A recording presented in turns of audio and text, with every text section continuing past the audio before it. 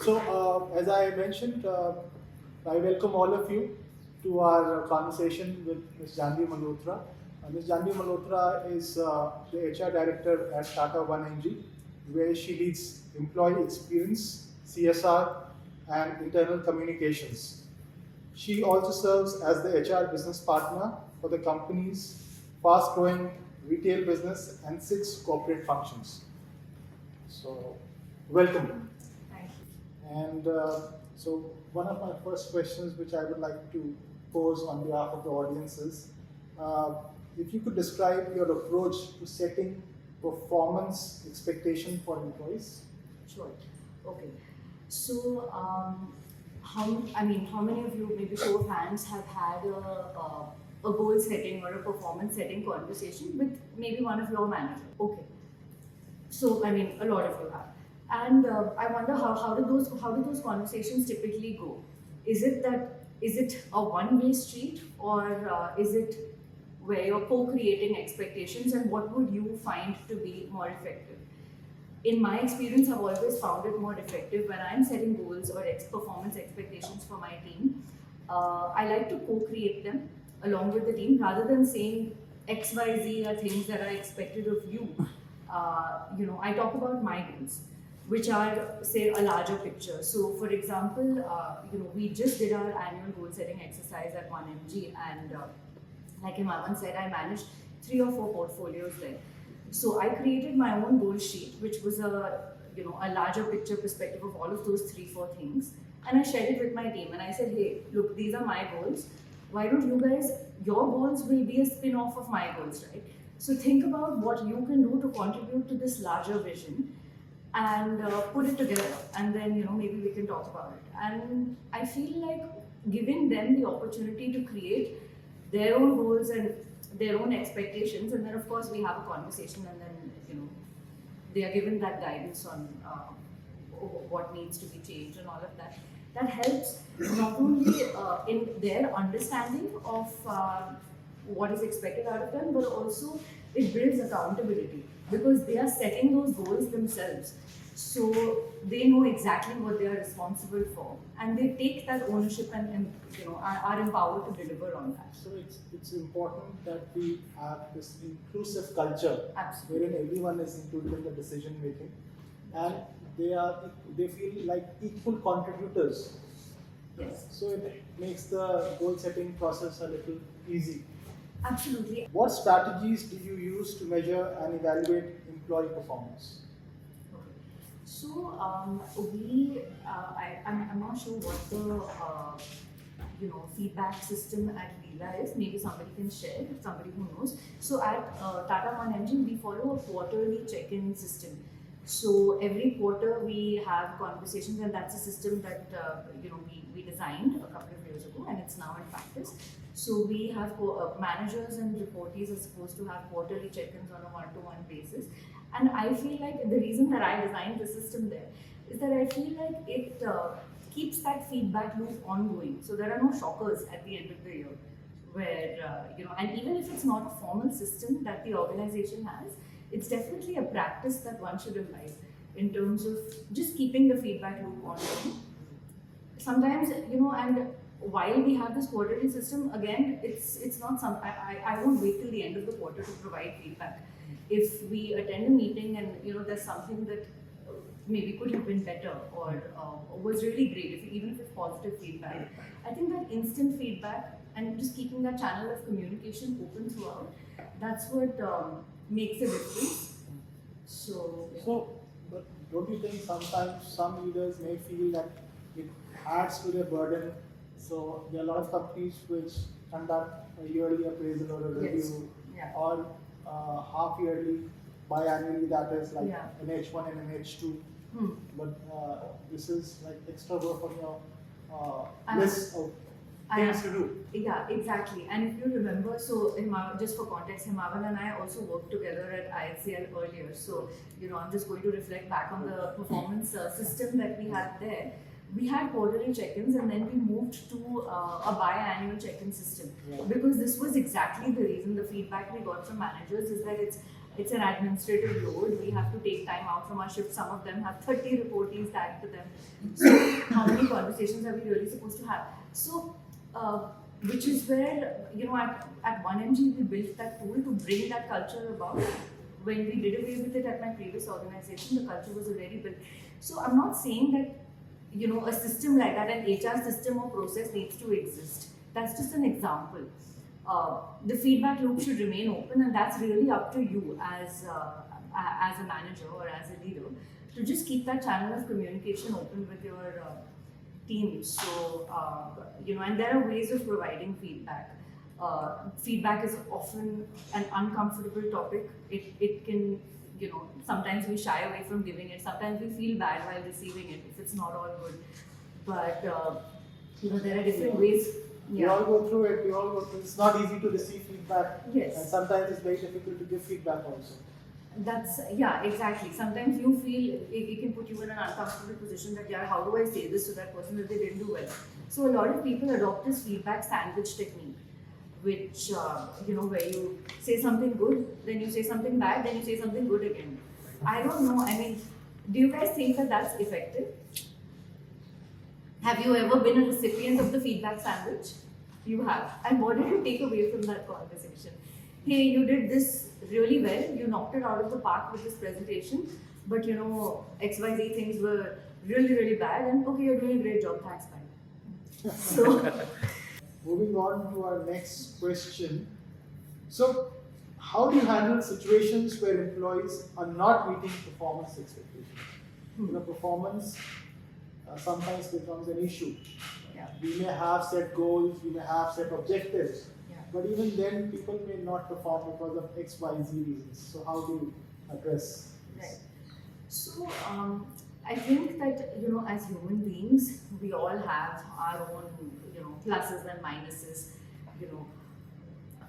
A person A may be good at 10 things but not so good at another 2, but person B may be really good at those 2 things but not so good at the other 10. So I feel like we balance each other out as a team, and wherever there are performance issues, it's important to understand the reason behind that.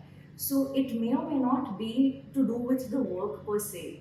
So I'll just give you an example. One of my team members earlier on the internal communications team, so I'm sure you guys also have an internal communications team where you receive emails, and most of it, people usually see an email from HR, junk it, yeah, that's how it goes. but yeah, so someone on my communications team who would work on the design and content and all of that, a very creative girl, but there was a time when she was just like dropping the ball on everything. There was, there were deliverables piling up, and I said that this is not like her, because the last 6 months were really good, and I've given her like an excellent rating. So what's going on? He was in a movie mode. The movie is on for 3 hours. You don't do anything else till that time, no? Yeah.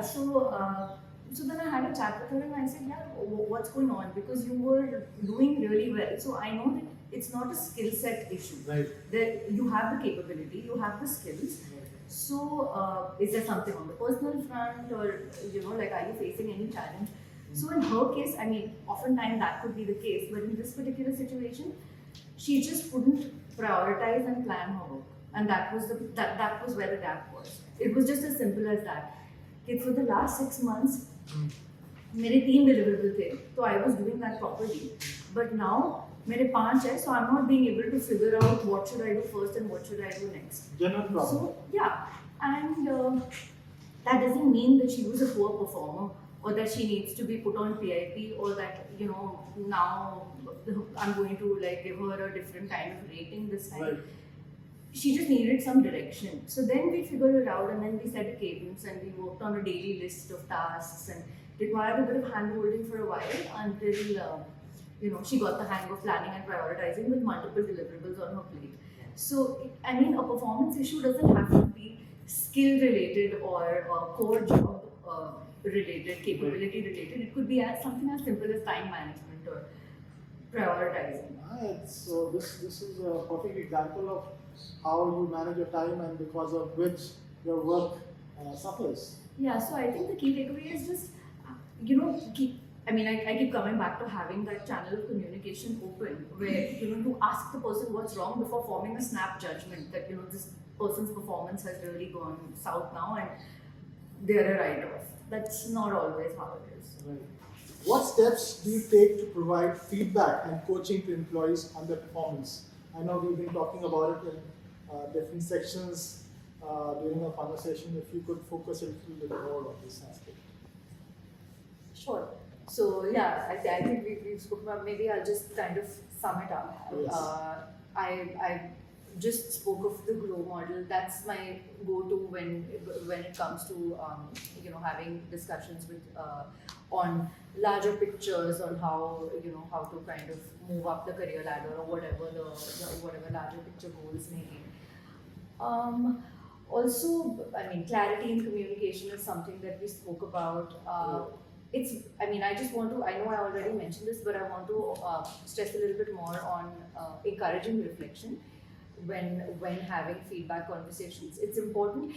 Some organizations have a self-appraisal tool, and that's something that we had at 1MG, and now we've reintroduced it to kind of understand. So, say for example, I as an employee, I would rate myself on a scale of 5, if that's the rating scale, and submit it, and then I would also receive my manager's rating, so that it encourages reflection. To some extent, it's also a reality check. I might think that maybe I'm really underconfident. I think I'm a 2, but my manager says, hey, no, you're a 4, or it could be the other way around. There are also people who think that they are doing a far better job because maybe they don't have visibility on their own blind spots.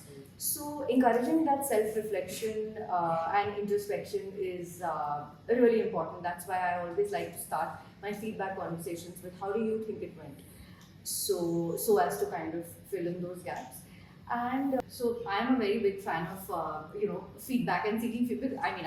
It's my job as an HR professional, but I have been called out for bringing it home a little bit too much. Oh.